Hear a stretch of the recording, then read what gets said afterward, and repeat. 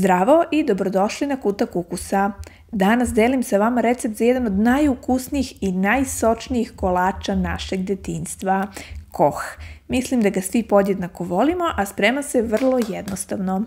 Za koru je potrebno 4 jaja, 4 kašike pšeničnog griza, 1 kašika pšeničnog belog brašna, 4 kašike šećera i 1 kašičica praška za pecivo.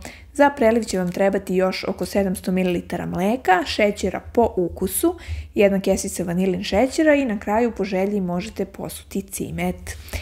A evo i detaljnog recepta. Najprije odvojite žumanca od belanaca i u jednu veću posudu prebacite 4 belanca.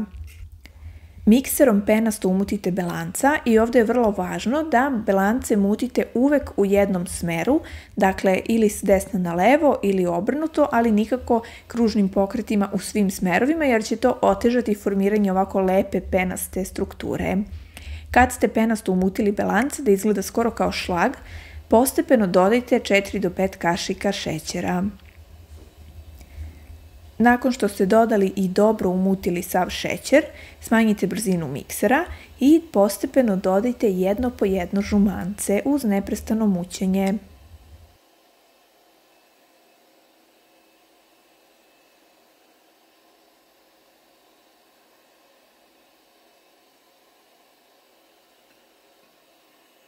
Kad ste sjedinili žumanca sa belancima, isključite mikser i dalje mešajte samo špatulom, drvenom varjačom ili kašikom, ali više nemojte koristiti mikser da se ne bi razbio ovaj penasti fil.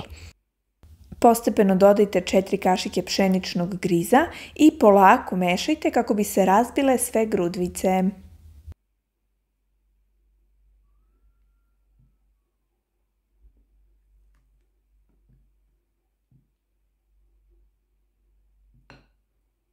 Zatim dodajte 1 kašiku pšeničnog belog brašna i 1 kašičicu praška za pecivo i nastavite sa mešanjem kako opet ne bi bilo grudvica u ovom filu, tako da dobro promešajte sve to, ali polako da opet ne bismo razbili penasti fil.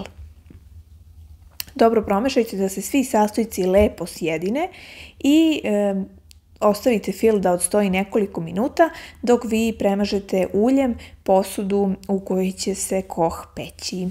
Ja za koh koristim isključivo vatrostalne posude, prosto mi je tako lakše. Ako koristite neku tepsiju, onda je premažite uljem dobro sa svih strana i zidove posude i pospite 1 ili 2 kašike belog brašna kako bi se formirala korica, jer nije baš pogodno koristiti papir za pečenje kod koha zato što ćete ga kasnije preliti mlekom pa vam to može kasnije otežati sečenje samog kolača. Tako da birajte ili vatrostalne posude ili pospite tepsiju uljem i brašnom. Premažite uljem, a onda pospite brašnom.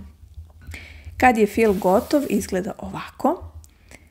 Ja ću sada premazati svoju posudu za pečenje uljem sa svih strana i prebacujem fil u posudu. Koh se peče na 180 stepeni, nekih 35 minuta.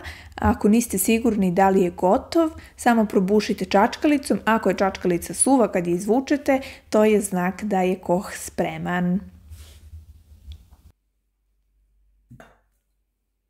Kašikom ili špatulicom ovako lepo izravnajte fil. Možete i da pustite fil da odstoji u posudi 10 minuta, odnosno dok vam se zagreje rerna. I naravno vrlo je bitno da koh ubacujete u već zagrejanu rernu. Tako da ukoliko je potrebno, ostavite ga malo na sobnoj temperaturi da se slegne, da se svi ovi slojevi izravnaju, a onda ga ubacite u zagrejanu rernu na 180-190 stepeni. Nakon pečenja pustite da se koh ohladi nekoliko minuta, a onda ga prelite hladnim mlekom. Ja sam ga prelila sa nekih 700 ml mleka jer volim da bude baš onako sočan i natopljen.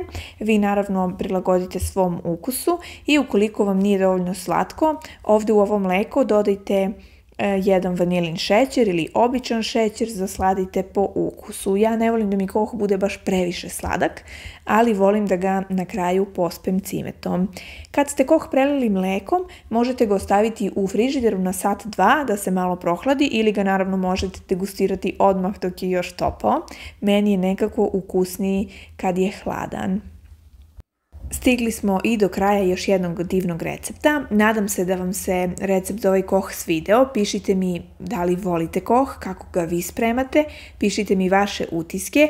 Ako već niste, obavezno se subscribeujte na YouTube kanal Kutak ukusa, jer ja nove recepte objavljujem svakodnevno i na taj način nećete propustiti ni jedan novi recept. Hvala na gledanju, uživajte, a mi se vidimo već sutra sa nekim novim idejama. Prijetno!